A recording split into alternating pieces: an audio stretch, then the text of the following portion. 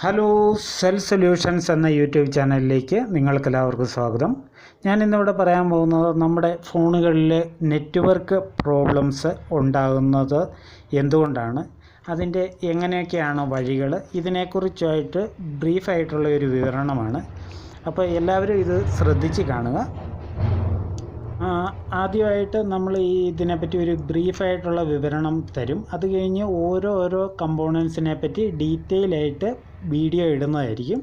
അപ്പോൾ നിങ്ങൾ വീഡിയോ ശ്രദ്ധിച്ച് വാച്ച് ചെയ്യുക. ഹലോ, നമുക്കപ്പോൾ നേരെ വീഡിയോയിലേക്ക് കിടക്കാം. അപ്പോൾ ഇതാണ് ഇതിൻ്റെ ഈ ആൻറ്റിനയിൽ നിന്ന് കണക്ഷൻ കയറുന്ന പോയിൻ്റ്. ഇവിടെ നിന്നും പി എഫിലേക്കും അവിടുന്ന് ഈ RFICയിലേക്കും പിന്നെ ഇതിൻ്റെ ചുറ്റുമുള്ള ഈ കമ്പോണൻസുമായിട്ടെല്ലാം ബന്ധപ്പെട്ട് കിടക്കുന്ന ഒരു കോംപ്ലിക്കേറ്റഡ് സർക്യൂട്ടാണ് ഈ നെറ്റ്വർക്കിൻ്റെ. അതുകൊണ്ട് തന്നെ പലപ്പോഴും നമ്മളുടെ ടെക്നീഷ്യന്മാർക്ക് പലപ്പോഴും നമ്മൾ ഈ PF RF ഒക്കെ മാറിയിട്ടും കംപ്ലൈൻറ്റ് കണ്ടുപിടിക്കാതെ പോകുന്നുണ്ട്. കംപ്ലൈൻറ്റ് ചില കേസുകളിൽ കിട്ടും, ചില കേസുകളിൽ വരാതെ പോകുന്നുണ്ട്. അപ്പോൾ അത് എന്നാന്ന് വെച്ച് കഴിഞ്ഞാൽ നമ്മൾ ഇതിനെപ്പറ്റി പണ്ടത്തെ മൊബൈൽ പോലെയല്ല ഇപ്പോഴത്തെ മൊബൈലുകൾ. ഇതിനെപ്പറ്റി ഇച്ചിരി ഡീറ്റെയിൽ ആയിട്ട് മനസ്സിലാക്കേണ്ടതുണ്ട്. അപ്പോൾ ഈ PFന് എത്ര ലെഗുകളുണ്ട്, ഇതിനകത്ത് പ്രധാനപ്പെട്ടതായിട്ട് മനസ്സിലാക്കേണ്ടത് PFന് എത്ര ലെഗുകളുണ്ട്, ഏതൊക്കെയാണ് ഇതിൻ്റെ സിഗ്നൽ കയറുന്ന പോളുകൾ, എത്ര പോളുകളാണ് വോൾട്ടേജ് വരുന്നത്. ഈ PFന് 2 വോൾട്ടേജ് കയറുന്ന പോളുകളുണ്ട്, ഒരു വോൾട്ടേജും ഒരു 1.8 വോൾട്ടേജും. അപ്പോൾ അങ്ങനെയുള്ള കാര്യങ്ങളൊക്കെ മനസ്സിലാക്കിയാൽ നമുക്ക് ഈ PF ബുക്ക് വെച്ച് നമുക്കിതിൻ്റെ വോൾട്ടേജ് വരുന്ന ലെഗ് ഏതാണെന്ന് മനസ്സിലാക്കുകയും ഇത്തരം കാര്യങ്ങൾ മനസ്സിലാക്കിയിരുന്നാലേ നമുക്ക് വോൾട്ടേജ് വരുന്ന ലെഗ് ഏതാണെന്ന് മനസ്സിലാക്കുകയും അതിൽ വോൾട്ടേജ് വരുന്നുണ്ടോ എന്ന് ചെക്ക് ചെയ്യാനും പറ്റുള്ളൂ. ഈ വോൾട്ടേജ് വരുന്നത് പവർ ICയിൽ നിന്നാണ്. അപ്പം ഈ പവർ ICയുടെ ഏതെങ്കിലും ഒരു ലെഗോ മറ്റോ ട്രൈസോൾഡർ ആയിട്ടിരുന്ന് കഴിഞ്ഞാൽ ഈ കണക്ഷൻ ഇങ്ങോട്ട് വരത്തില്ല. അതുകൊണ്ട് നമ്മൾ എത്ര PF ഇട്ടാലും ഇത് വർക്ക് ചെയ്യത്തില്ല. അങ്ങനെയൊക്കെയുള്ള ചില കംപ്ലൈൻറ്റുകൾ വന്നു കഴിഞ്ഞാലാണ് സാധാരണ ആൾക്കാർ ചുറ്റിപ്പോകുന്ന കേസുകൾ. അപ്പോൾ അതുകൊണ്ട് നമ്മൾ ഇതിനെപ്പറ്റി മാക്സിമം മനസ്സിലാക്കിയിരിക്കുക എന്നുള്ളതാണ് ഇതിനുള്ള ഏക വഴി. ഈ കളത്തിനകത്ത് നിങ്ങൾ കാണുന്നുണ്ടല്ലോ, ഈ സർക്യൂട്ട് തന്നെ നമ്മൾ പണ്ടത്തെ കണ്ടൻസറും ട്രാൻസിസ്റ്ററും ഒക്കെ ഉപയോഗിച്ച് ഈ രീതിയിലുള്ള കമ്പോണൻസുകൾ ഉപയോഗിച്ചുള്ള സർക്യൂട്ടുകളായിരുന്നെങ്കിൽ എനിക്ക് തോന്നുന്നു ഒരു ഫ്ലൈവുഡിൽ മൊത്തം വലിയൊരു ഫ്ലൈവുഡ് ഷീറ്റിൽ മൊത്തം കമ്പോണൻസ് ഉറപ്പിക്കാനുണ്ടാകും. അത്ര ഏരിയയിലുള്ള കമ്പോണൻറ്റ് സർക്യൂട്ടുണ്ട് ഇതിനകത്ത്. അപ്പോൾ ഇതിനകത്തെ ഓരോ കണക്ഷനെ പറ്റിയും ഓരോ ലെഗുകളെ പറ്റിയും നമ്മൾ കറക്റ്റായിട്ട് ബോധവാന്മാരായിരിക്കുക. ഓരോ കമ്പോണൻറ്റും എന്തിനാണ് ഉപയോഗിക്കുന്നതെന്നും ഒക്കെ ബോധവാന്മാരായിരിക്കുക. അതിനു വേണ്ടിയിട്ട് നിങ്ങൾ ചെയ്യേണ്ട കാര്യം ഇത്രയേ ഉള്ളൂ, റെഗുലറായിട്ട് ഈ ചാനലിൽ വരുന്ന വീഡിയോസ് കണ്ടുകൊണ്ടിരിക്കുക. ഇപ്പോൾ ഞാൻ ഇതിൻ്റെ വേറൊരു കമ്പോണൻറ്റിനെ പറ്റി പറയാം. ഇത് ആണ് ക്രിസ്റ്റൽ.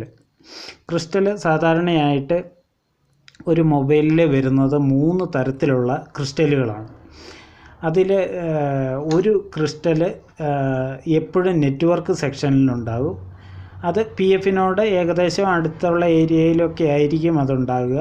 അപ്പോൾ ഇവിടെ ഈ വരുന്ന സിഗ്നൽ PF വന്നേച്ച് അവിടുന്ന് ഈ ക്രിസ്റ്റലിൽ വന്നേച്ച് RFIC വന്നേച്ച് ഈ സിഗ്നൽ CPU-യിൽ വരുന്നുണ്ട്.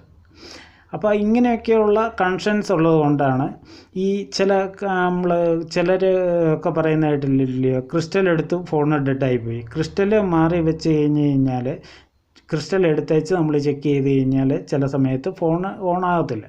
അപ്പോൾ ഇതിൻ്റെ കാരണം ഇതാണ്, ഇതിൻ്റെ എല്ലാം കണക്ഷൻസ് തമ്മിൽ ബന്ധപ്പെട്ട് കിടക്കുന്നു എന്നുള്ളതാണ് ഇതിൻ്റെ കാരണം. അപ്പോൾ ഇത് RF ആണ്. RF ക്രിസ്റ്റൽ ആയതുകൊണ്ട് ഇതിന് പലതിനും പല ഫ്രീക്വൻസി റേഞ്ചിലുള്ളതാണ്. അപ്പോൾ നിങ്ങൾ എന്നാ ചെയ്യേണ്ട, ഇതിൻ്റെ മുകളിൽ എഴുതിയിട്ടുണ്ടാവും ഇതിൻ്റെ വാല്യൂ. അപ്പം ഇതിൻ്റെ വാല്യൂ നോക്കി, ഇപ്പോൾ ക്രിസ്റ്റലിലാണ് നിങ്ങൾ മാറിയിടാൻ ഉദ്ദേശിക്കുന്നതെങ്കിൽ നിങ്ങൾ വേറൊരു മൊബൈൽ എടുത്ത് ഇതിൻ്റെ മുകളിൽ എഴുതിയേക്കുന്ന വാല്യൂ സെയിം നമ്പറാണോ എന്ന് നോക്കിയതിന് ശേഷം മാത്രം അത് പറിച്ചിടുക. പിന്നെ അതിൻ്റെ പൊസിഷൻ നോക്കണേ, പൊസിഷൻ കറക്റ്റായിട്ട് തന്നെ ഇടുക. ഇത്തരം കാര്യങ്ങൾ ചെയ്ത് കഴിഞ്ഞാൽ RFൻ്റെ ആണെങ്കിൽ മാറിക്കോളും. നമ്മൾ ഈ RFൻ്റെ ആണോ എന്ന് എങ്ങനെ അറിയും എന്നതിനെക്കുറിച്ചുള്ള പല വീഡിയോകളും ഈ ചാനൽ വഴി ഞാൻ ഇടുന്നതായിരിക്കും. നിങ്ങൾ റെഗുലറായിട്ട് വീഡിയോ കാണുക എന്നുള്ള കാര്യം മാത്രം ചെയ്താൽ മതിയാവും. പിന്നെ ഇതിൻ്റെ വേറൊരു ക്രിസ്റ്റലാണ് ദേ ഇരിക്കുന്നുണ്ടോ, ഈ കറുത്തിരിക്കുന്നത്, അത് ടൈം ക്രിസ്റ്റലാണ്. അപ്പോൾ ഈ ടൈം ക്രിസ്റ്റൽ കംപ്ലൈൻ്റ് ആയാൽ എന്ത് സംഭവിക്കും? ഈ ടൈം ക്രിസ്റ്റൽ വേറൊരു ടൈപ്പ് കൂടിയുണ്ട്. അത് ഈ കാണുന്ന ടൈപ്പാണ്. അത് ഈ പറഞ്ഞ പോലെ ഇച്ചിരി ഗോൾഡ് പോലത്തെ കളറിലിരിക്കും. അങ്ങനെയുള്ള ക്രിസ്റ്റലുകളെല്ലാം ടൈം ക്രിസ്റ്റലുകളാണ്. പിന്നെ വേറൊരു ക്രിസ്റ്റൽ എന്ന് പറഞ്ഞു കഴിഞ്ഞാൽ ബ്ലൂടൂത്തിൻ്റെ ഭാഗത്ത് വരുന്ന ക്രിസ്റ്റലാണ്. അത് വേറൊരു ക്രിസ്റ്റലാണ്. ഈ ക്രിസ്റ്റലുകളെല്ലാം തമ്മിൽ രാപ്പകൽ വ്യത്യാസമുള്ള ക്രിസ്റ്റലുകളാണ്. പണ്ടൊന്നും ഈ ബ്ലൂടൂത്ത് വൈഫൈയുടെ ആവശ്യം ഇല്ലായിരുന്നു. അതുകൊണ്ട് തന്നെ അന്നത്തെ ഫോണുകളിൽ വെറും 2 ക്രിസ്റ്റലുകൾ മാത്രമേ ഉണ്ടായിരുന്നുള്ളൂ, ടൈം ക്രിസ്റ്റലും ഈ RFൻ്റെ ക്രിസ്റ്റലും. അപ്പോൾ സാധാരണ നമ്മൾ നെറ്റ്വർക്കിൽ PF മാറി നോക്കും. നമ്മൾ ഓരോ കമ്പോണൻ്റ് ഇങ്ങനെ മാറി നോക്കുകയാണ്. RF മാറി നോക്കും,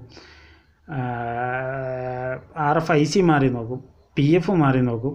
ഇങ്ങനെ ഓരോന്നോരോന്നും മാറി ചെക്ക് ചെയ്ത് നോക്കിയിട്ട് ആണ് നമ്മൾ സാധാരണ കംപ്ലൈൻറ്റ് കണ്ടുവരുന്നത്. നമ്മൾ കണ്ടുപിടിക്കുന്നത് സെർച്ചിങ്ങിൽ വരുന്ന, നെറ്റ്വർക്ക് സെർച്ചിങ്ങിൽ വരുന്ന റിസൾട്ട് നോ നെറ്റ്വർക്ക് ആണെങ്കിൽ അതിനിത് മാറാം, അങ്ങനെ നോ നെറ്റ്വർക്ക് ഫൗണ്ടാണെങ്കിൽ ഇങ്ങനെ മാറാം എന്നുള്ള ചില അടയാളങ്ങൾ അനുസരിച്ചാണ് നമ്മൾ പല കംപ്ലൈൻറ്റുകളും നോക്കുന്നത്.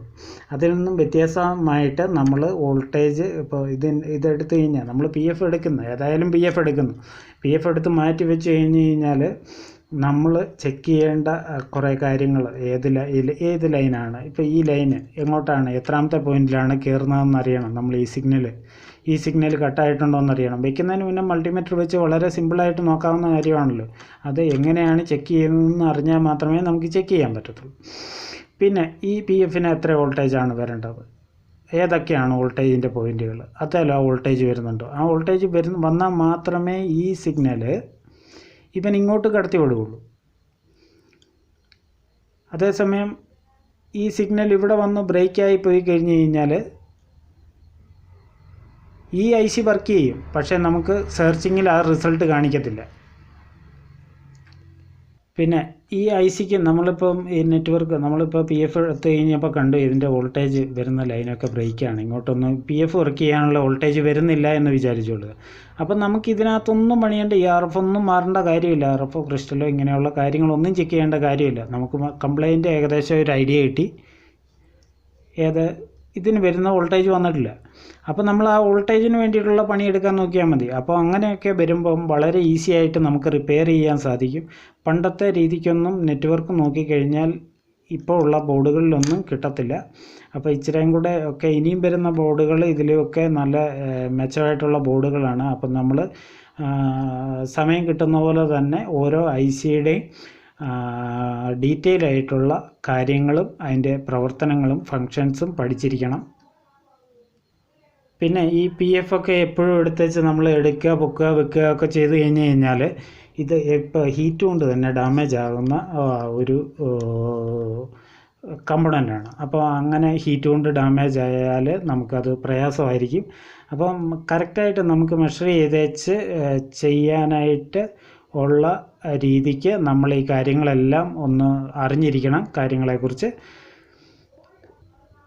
അപ്പോൾ ഇങ്ങനെയുള്ള കാര്യങ്ങളൊക്കെ മനസ്സിലാക്കിയിരുന്നാൽ തന്നെ 100% നമുക്ക് ഉറപ്പില്ല ഈ കാര്യങ്ങളൊക്കെ നമുക്ക് കണ്ടുപിടിക്കാൻ പറ്റുമെന്ന്. പക്ഷേ നമ്മളിത് പഠിച്ചിരിക്കേണ്ട അത്യാവശ്യം. ഇത് പഠിക്കാതെ നമ്മളിപ്പോൾ മിക്കവാറും കേസിലൊക്കെ കിട്ടുന്നുണ്ട്. ഇപ്പോൾ PF മാറിയ കിട്ടുന്നുണ്ട്, അല്ലെങ്കിൽ ക്രിസ്റ്റൽ മാറിയ കിട്ടുന്നുണ്ട്, അല്ലെങ്കിൽ RFIC മാറിയ കിട്ടുന്നുണ്ട്. അപ്പോൾ അങ്ങനെയൊക്കെ അങ്ങ് പോകുന്നു, കിട്ടാത്തത് തിരിച്ചു കൊടുക്കുന്നു. അങ്ങനെയൊക്കെയുള്ള കാര്യങ്ങളൊക്കെ മാറ്റി കറക്റ്റായിട്ട് ചെയ്യാനുള്ള രീതിക്ക് നമ്മൾക്ക് ഇത് അറിഞ്ഞിരിക്കണം. അപ്പോൾ ഇതിനെപ്പറ്റി പറയാനായിട്ടാണ് ഞാൻ വന്നത്. അപ്പോൾ ഓരോരോ വീഡിയോകൾ സമയം കിട്ടുന്നതനുസരിച്ച് ഈ ചാനലിലൂടെ പബ്ലിഷ് ചെയ്യുന്നതായിരിക്കും. അപ്പോൾ ഇത്രയൊക്കെ ഉള്ളൂ ഇന്നത്തെ വീഡിയോ. ഇഷ്ടപ്പെട്ടാൽ ലൈക്ക് ചെയ്യുക, കമൻറ്റ് ചെയ്യുക, സബ്സ്ക്രൈബ് ചെയ്യുക. അപ്പോൾ ഒരു പുത്തൻ കിടിലൻ വീഡിയോ ആയിട്ട് വരുന്നവരെ എല്ലാവർക്കും നന്ദി, നമസ്കാരം, ഗുഡ് ബൈ.